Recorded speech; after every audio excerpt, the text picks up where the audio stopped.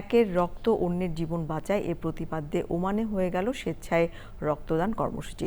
Bangladesh social club ওমানের উদ্যোগে Muscat Bangladesh স্কুলে এ কর্মসূচি পালন করা হয়।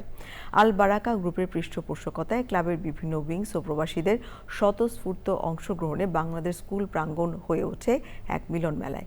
এমন আয়োজন মাস্কাটের সাথে ঢাকার সম্পর্কে আরও ইতিবাচক হবে বলে মনে করেন ওমান বাংলাদেশ দূতাবাসের চার্জ অ্যাফেয়ার্স মাহমুদুর রহমান।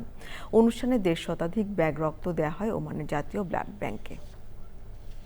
বাংলাদেশ দূতাবাস, Bangladesh school, Bangladesh social club এবং সোশ্যাল ক্লাবের অঙ্গ সংগঠন যত উইংস আছে সবকিছু এবং কমিউনিটি সহ সবাইকে একত্রিতভাবে আজকে আমরা ব্লাড ডোনেশন দিতে পেরে সম্পূর্ণরূপে সোশ্যাল ক্লাবের আমি ব্যক্তিগতভাবে অনেক আনন্দিত। আমাদের বাংলাদেশে একটা কথা শুনি, রক্তের সম্পর্ক, তাই না?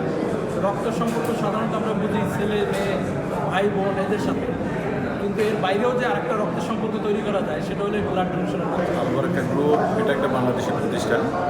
আমরা বাংলাদেশিদের যে কোনো কাজকর্মে যে কোনো সামাজিক কাজে পাশে থাকতে পারলে আমরা আল বারাকা গ্রুপকে ধন্য মনে করে খুবই ভালো লাগছে এবং আমার কোনো কষ্ট আমার কাছে মনে হচ্ছে না।